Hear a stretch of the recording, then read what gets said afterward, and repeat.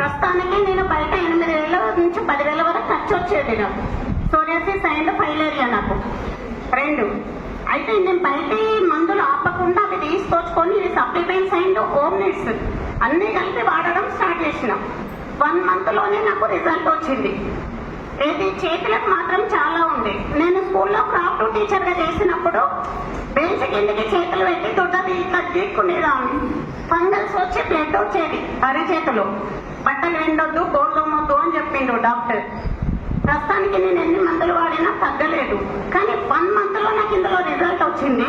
ఆ రిజల్ట్ చూసి అప్పటి నుండి ఇప్పటి వరకు 2 ఇయర్స్ నుంచి అసలు సిఎన్సి ఆపకుండా మాకు ఏమొచ్చినా రాకున్నా ఇది వదలము అన్నట్టుగా మేము చేసుకుంటూ వస్తున్నాం. ప్రతి మంత్ 200-300 పీవీ కంపల్సరీ పెడతాం 2-3 పేరు మీద. ఏం వాడు చెప్పండి. నేను వాడిన ఫస్ట్ సప్లిమెంట్స్ అంటే ఫ్లాక్సైడ్ ప్లస్ టాక్స్క్లీను. నాకు కొంచెం మోస వస్తుంది అంతే, కాకపోతే బీకు వల్ల అని చెప్పిండు డాక్టర్.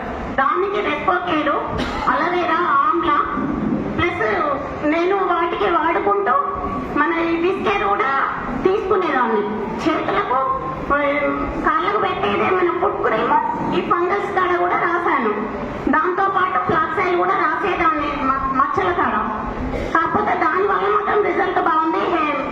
మాకు ప్రతి ఒక్కటి ఇంట్లో hair oil, shampoo plus total గా మొత్తం చేంజ్ చేసి ఇవే వాడుకుంటాం.